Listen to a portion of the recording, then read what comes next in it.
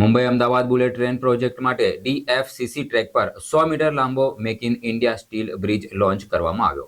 Vadodara Mumbai Ahmedabad bullet train project માટે DFCC track પર 100 metre લાંબી make in India steel bridge launch કરવામાં આવ્યું છે। લગભગ 1400 મેટ્રિક ટન વજન ધરાવતો આ પુલ 14.6 મીટર ઊંચો અને 14.3 મીટર પહોળો છે। ગુજરાતમાં આયોજિત 17 સ્ટીલ બ્રિજ અને સમગ્ર કોરિડોર માટે 28 સ્ટીલ બ્રિજમાંથી આ પ્રોજેક્ટ માટે પૂર્ણ થયેલો 8મો સ્ટીલ બ્રિજ છે।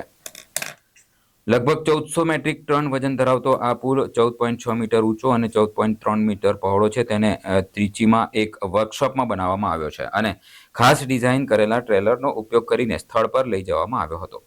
આ પુલ 84 મીટર લાંબા લોન્ચિંગ નોઝનો ઉપયોગ કરીને લોન્ચ કરવામાં આવ્યો છે, જેનું વજન લગભગ 600 મેટ્રિક ટન છે। ફેબ્રિકેશનના આશરે 600 મેટ્રિક ટનનો ઉપયોગ કરવામાં આવ્યો છે।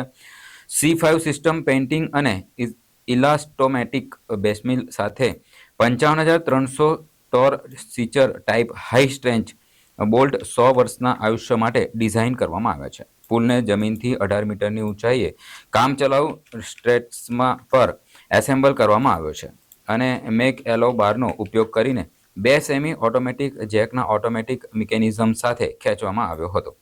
દરેકની ક્ષમતા 250 ટનની હતી। DFC ટ્રેક પર કાળજીપૂર્વક આયોજિત ટ્રાફિક બોક્સ સાથે લોન્ચિંગ કાળજીપૂર્વક હાથ ધરવામાં આવ્યું છે।